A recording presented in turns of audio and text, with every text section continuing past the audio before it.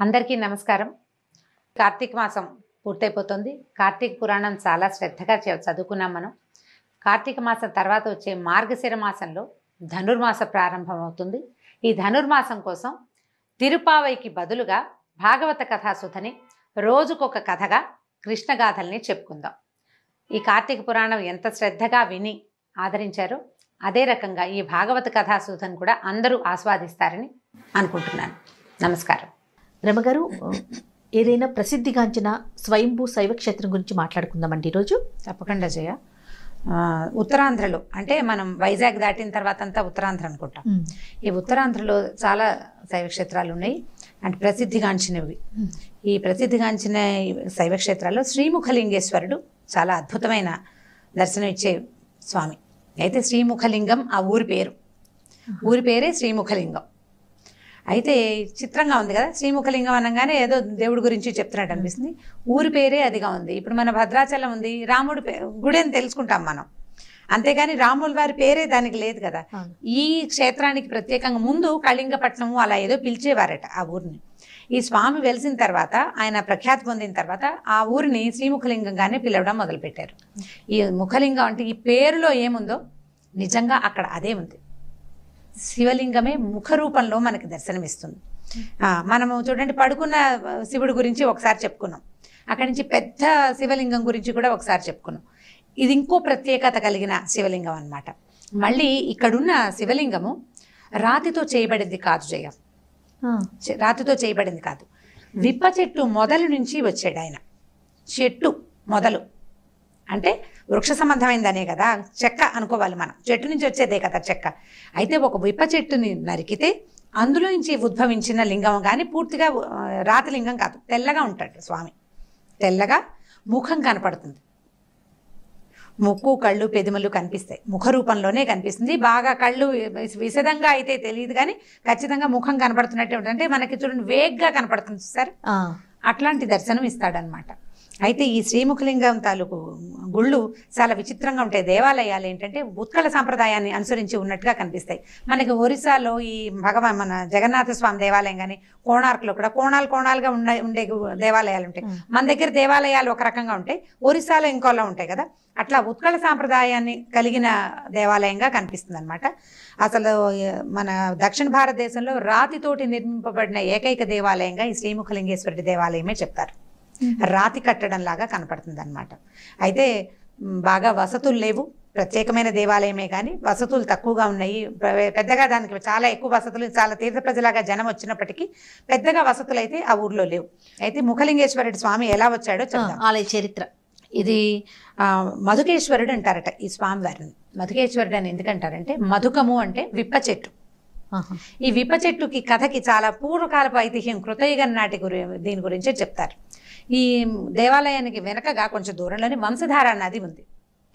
వంశధార నది ప్రాంతంలోనే ఉందన్నమాట. ఈ వంశధార నది ప్రాంతంలో పూర్వం ఒక యజ్ఞం చేయబడిందని, అప్పుడు అక్కడికి వచ్చిన గంధర్వులు, అంటే యజ్ఞంలో హవిస్సును తీసుకోవడానికి గంధర్వులు, కిన్నరులు, కింపురుషులు, యక్షులు వీళ్ళంతా కూడా యజ్ఞాలు జరిగేటప్పుడు వస్తారు. మొదట దేవతలకి, తర్వాత గంధర్వులకి, తర్వాత కిన్నర కింపురుషాదులకి, యక్షులకి, వాళ్ళందరికీ యజ్ఞ భాగాన్ని కొద్ది కొద్దిగా ఇస్తారు. అయితే యజ్ఞ భాగానికి కోసం వచ్చి యజ్ఞాన్ని దర్శించాల్సినటువంటి గంధర్వులు ఆ సమీప వనంలో ఉన్నటువంటి చెంచుకాంతలతోటి సంగమించారు. అంటే వాళ్ళ దగ్గరికి స్నేహానికి వెళ్ళిపోయారు. వెళ్ళేసరికల్లా బ్రహ్మ వీటిని శపించారట, వీళ్ళని మీరు చెంచులుగా పుట్టండి అని చెప్పి. అయితే ఈ గంధర్వుల తాలూకు రాజైన చిత్రరథుడు అంటారు అతను చాలా దుఃఖపడి, అయ్యో ఏదో పొరపాటు చేశాం స్వామి, మమ్మల్ని రక్షించమంటే మధుకేశ్వర దర్శనంతో మీకు విముక్తి కలుగుతుందని చెప్పారట. అయితే కొంతకాలంకి వీళ్ళంతా చెంచులుగా పుట్టారు. పుట్టిన తర్వాత ఈ గంధర్వ ఎవరైతే ఈ పెద్దవాడు ఉన్నాడు, ఈ రాజు ఉన్నాడో, ఆయనకి 2 భార్యలు ఉన్నారట. చెంచు అవతారంలో ఉండగా, చెంచు రూపంలో ఉండగా ఈ 2 భార్యలకి ఆయనకి ఏంటంటే ఒక విప్ప చెట్టు ఆయన వాటాకి దొరికింది. మామూలుగా అడవిలో ఉన్న చెట్లను పంచుకుంటారు. అక్కడ ఉన్న కోయలు అంటే ట్రైబ్స్ చేసే పనే కదా. ఈ భూభాగం వీళ్ళది అంటే ఆ భాగంలో ఉన్న చెట్లు, కొమ్మలు, పువ్వులు, కాయలు, లేకపోతే చిన్న పొన్న దొరుకులు లాంటివి ఉంటే అవన్నీ వీళ్ళ భాగానికి వస్తాయి. అట్లా ఈయనకి ఒక పెద్ద విప్ప చెట్టు ఉందట. ఆ విప్ప చెట్టుని భార్యలిద్దరికి పంచాడట అతను. పంచితే ఈ 2 భార్యల్లో చిత్తి, చిత్కళ అలా పేర్లు చెప్తారు. ఈ 2వ భార్య చాలా శివభక్తి పరురాలట. ఈ విప్ప చెట్టుకి తన వైపు వచ్చిన కొమ్మకి అంటే రెండు పెద్ద పెద్ద కొమ్మలు ఉండుంటాయి. ఆ కుడివైపు ఉన్న కొమ్మలు ఒక ఆవిడికి, ఎడం వైపు కొమ్మలు ఒక ఆవిడికి ఇచ్చుంటారు. తన వైపు ఉన్న చెట్టు మొదలకి పసుపు రాసి బొట్టు పెట్టి ఆ దాన్నే శివుడిగా భావించి భక్తితో పూజించేదట. రాలిన విప్ప పువ్వులు బంగారు వర్ణంతో ఉండేవట. బంగారపు పువ్వులు అని చెప్తున్నారు కానీ బంగారపు పువ్వులు అయి ఉండవు, మంచి క్వాలిటీ అనమాట. మంచి ఘనమైన పువ్వు, బంగారం రంగులో ఉందంటే బాగా పండిన పువ్వు. విప్ప పువ్వులు తింటారు. అవునండి. తర్వాత దాంతో విప్ప తేనె తీస్తారు, విప్ప సారా కాస్తారు, వాళ్ళు విప్పని వాడుకుంటారనమాట. అమ్ముకుని సంపాదన మార్గంగా కూడా ఉంటుంది. అయితే ఈ రెండో భార్య ఈ బంగారు పువ్వులు రాస్తున్న కొమ్మలు తనకే కావాలని పోట్లాడింది. ఇద్దరు కలిసి కొట్టుకున్నారు. ఈ భర్త ఈ గోల పడలేక ఆయన ఏం చేశాడంటే ఒకరోజు కోపంతో, అంటే ఇద్దరు భార్యలు ఉంటే ఎవరిని సపోర్ట్ చేసినా రెండో వాళ్ళ కోపం వస్తుంటుంది కదా, చెట్టుని నరికేశాడట. ఈ చెట్టు వల్లే ఈ సమస్య వచ్చిందని. ఈ నరికిన చెట్టు తాలూకు మొదల్లోంచి శివలింగం ఇట్లా పైకి, ఆ చెట్టు తాలూకు అదే బెరడుతోటి పైకి వచ్చిందట. దాని మీద ముఖ స్వరూపం కనపడింది. ఎప్పుడైతే ఇలా మధుకం నుంచి ఈ విప్ప చెట్టు నుంచి శివదర్శనం కలిగిందో వెంటనే ఈ గంధర్వులందరికీ శాప విమోచనం అయిపోయి వాళ్ళ ఇంటికి వాళ్ళు వెళ్ళిపోయారు, పైకి వెళ్ళిపోయారు.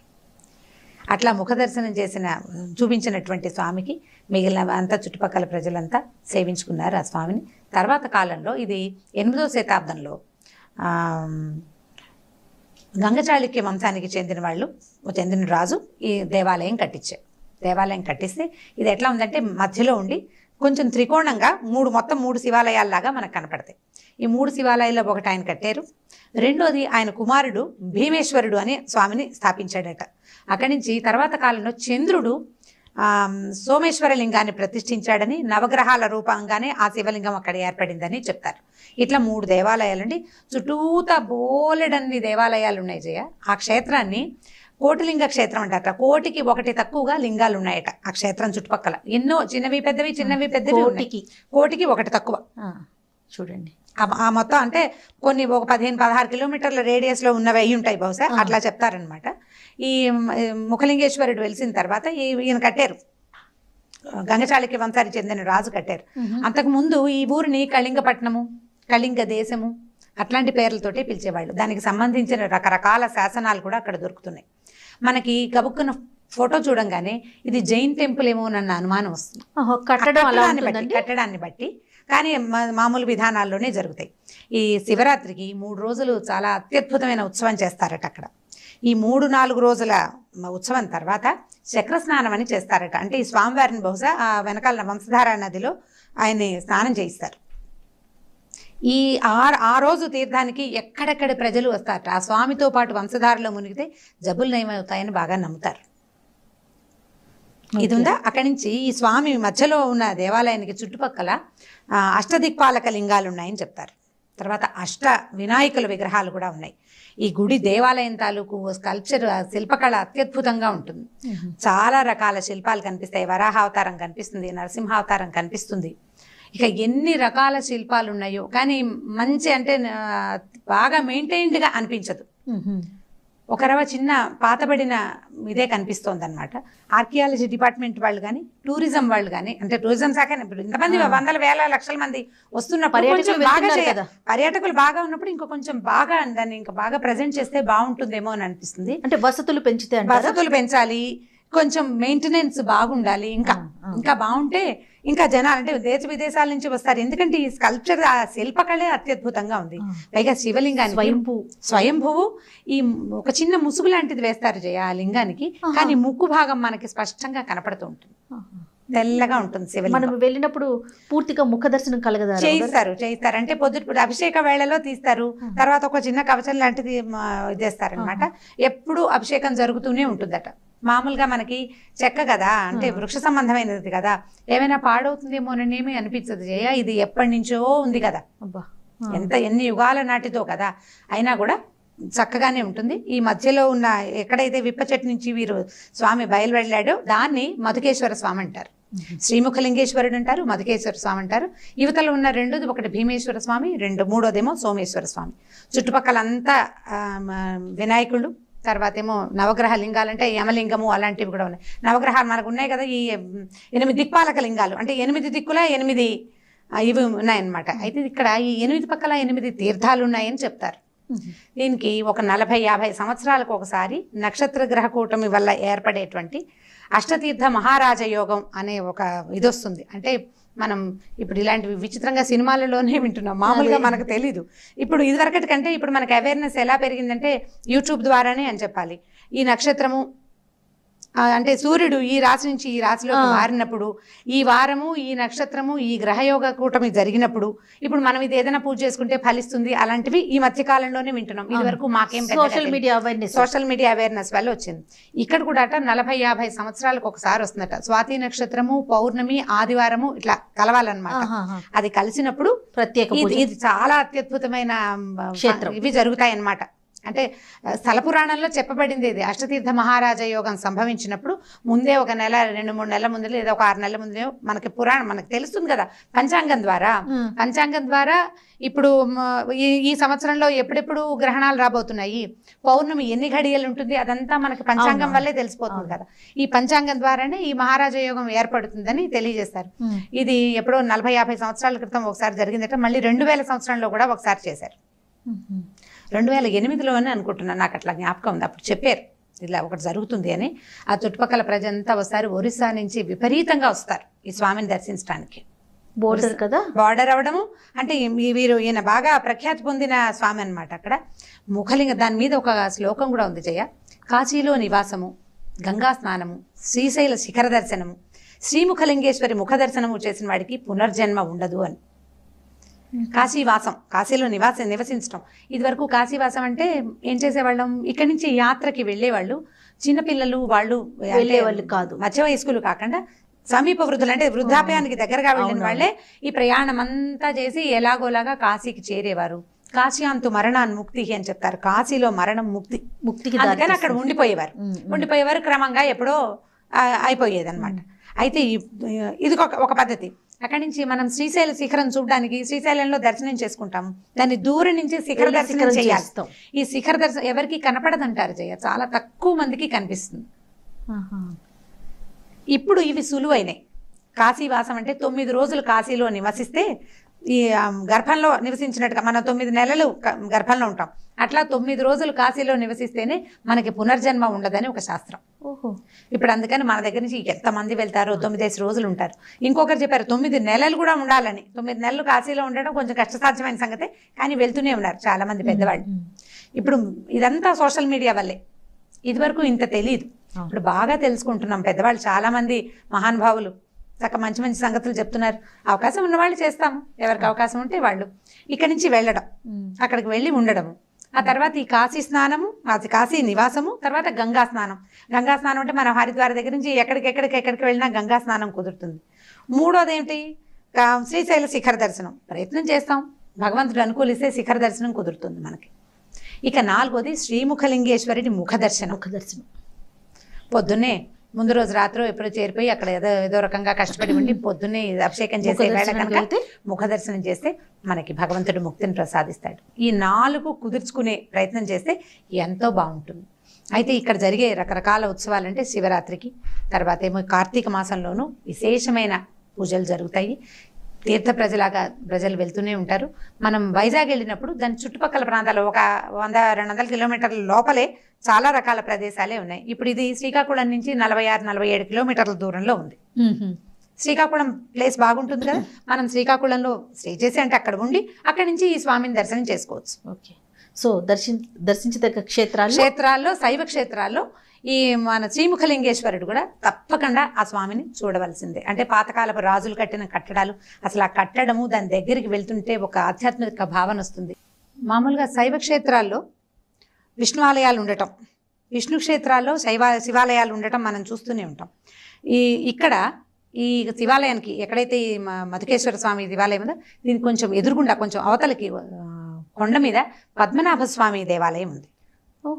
ఈ పద్మనాభ స్వామి విగ్రహం మనకి ఇంచుమించుగా వెంకటేశ్వర స్వామి విగ్రహం లాగా కనపడుతుంది. ఎలా పద్మనాభ గారు? పద్మనాభ స్వామి అంటే ఇప్పుడు మనకి పవలించే స్వామిని చూస్తాం. పద్మనాభ స్వామి అని రాయబడి ఉంది, కానీ పొట్టలో నుంచి ఇలా నాభికమలం బయటకు వచ్చినట్టుగా కనపడుతుంది కాబోలు. అదంత స్పష్టంగా తెలియలేదు, కానీ స్వామి పేరు అదే. పెద్ద వెంకటేశ్వర స్వామి విగ్రహం ఎలా ఉంటుందో, మనం వెంకటేశ్వర స్వామి అంటే ఈయన సర్వాలంకార శోభితుడు కదా, ధగధగాయమానంగా ఉంటాడు. అంత లేకుండా కొంచెం నిరాడంబరమైన వెంకటేశ్వర స్వామి లాగా కనిపిస్తాడనమాట. అదొక విశేషం. అక్కడి నుంచి ఈ దేవాలయంలో 2 నందులు ఉంటాయి జయ. ఈ 2 నందుల్లో ఒకటేమో చోళ నంది, అంటే ఈ మన ఉత్కళ నంది, ఈ ఒరిస్సా నంది. రెండో నంది ఏమో తెలుగు నంది. వాళ్ళ చెక్కడం వేరేగా ఉంటుంది. వాళ్ళది మనది చెక్కడం వాళ్ళది కనపడుతుంది. ఎందుకంటే మనం కోణార్కలో దేవాలయం మీద ఉన్న శిల్పకళ కొంచెం ప్రత్యేకంగా ఉంటుంది. మన దేవాలయాల మీద ఉండేది వేరేగా ఉంటుంది కదా. 2 నందులు కనిపిస్తాయి.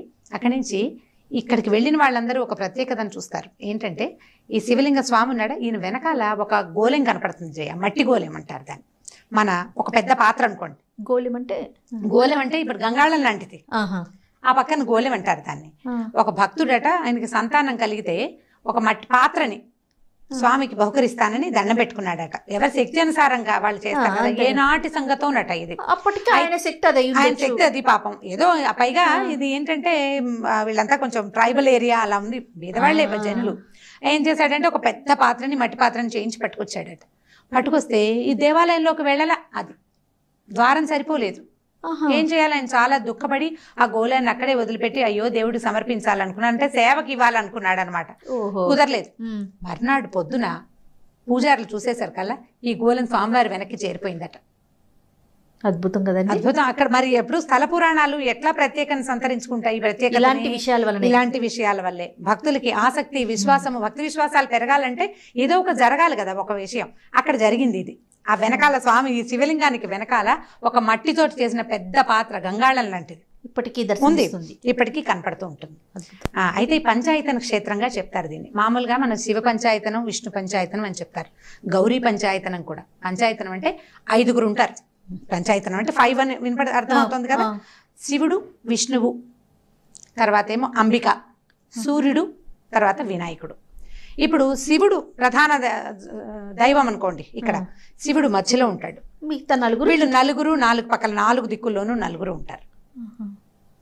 శివుడు మనం శివుడికి ఎదురుగుండా ఉన్నాం అనుకోండి. ఆ మూల అంటే కుడివైపు అనకూడదు, ఎడం వైపు ముందేమో వినాయకుడు, ముందు వినాయకుడు, ఆ వెనకాలేమో విష్ణువు, ఈ పక్కన ఏమో ఇటు వెనకగా అంటే కుడివైపుకి వెనకగా సూర్యుడు, కుడివైపు ముందేమో అంబిక, ఇలా పెడతారు. ఇప్పుడు అమ్మవారి క్షేత్రం అనుకోండి, పంచాయతన క్షేత్రాలు అయితే అమ్మవారి మధ్యలోకి వెళ్తుంది. వీళ్ళు 4 మారుతుంటారు. విష్ణు పంచాయతనం అయితే విష్ణువు మధ్యలో ఉంటాడు, వీళ్ళు 4. ఈ పంచాయతనం అంటే వీళ్ళు 5. వీళ్ళు 5. ఇంకా వేరే దైవాన్ని అందులోకి చేర్చరు. ఇది కూడా శివ పంచాయతన క్షేత్రం అని అక్కడ ఒక అర్చక స్వామి చెప్తున్నారు. ఇది శివ పంచాయతన క్షేత్రం. వీళ్ళు 4 కూడా ఈ 4 దిక్కులా ఉన్నారు అని చెప్తారనమాట.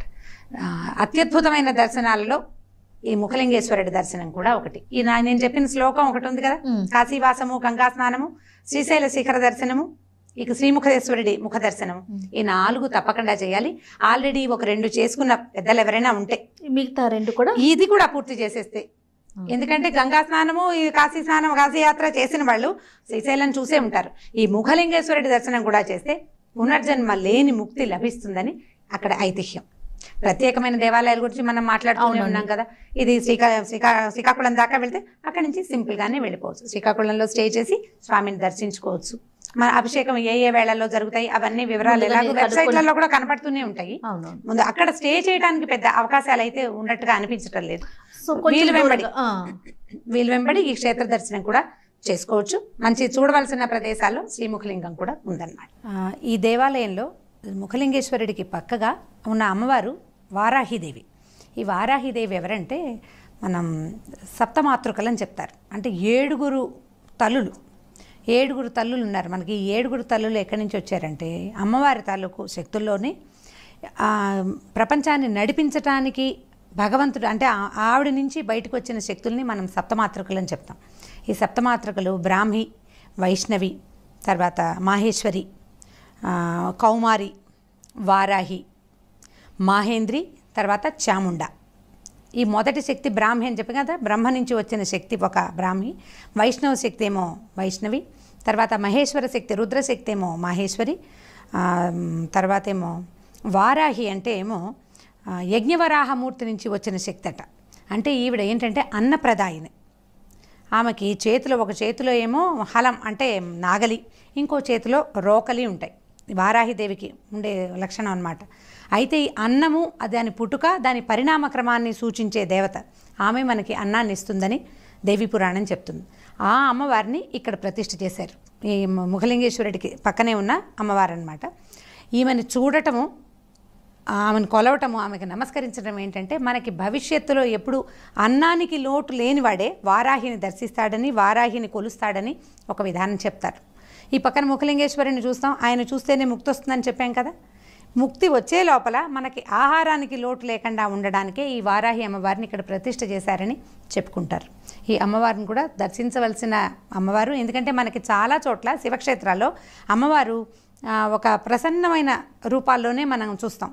ఇప్పుడు జ్ఞానప్రసూనాంబని అమ్మవారిని అట్లా మెత్తటి మృదువైన రూపాలతోటి కాత్యాయని, రాజరాజేశ్వరి, అలా కాకుండా ఈ సప్తమాతృకల్లో నుంచి అమ్మవారిని పెట్టడం ఏంటంటే దీని తాలూకు శక్తిని, పవర్ని తెలియజేయటమే ఈ ఉద్దేశం అన్నమాట. ఈ అమ్మవారిని కూడా చక్కగా దర్శించవలసిన దేవీ స్వరూపంగానే భావిస్తారు.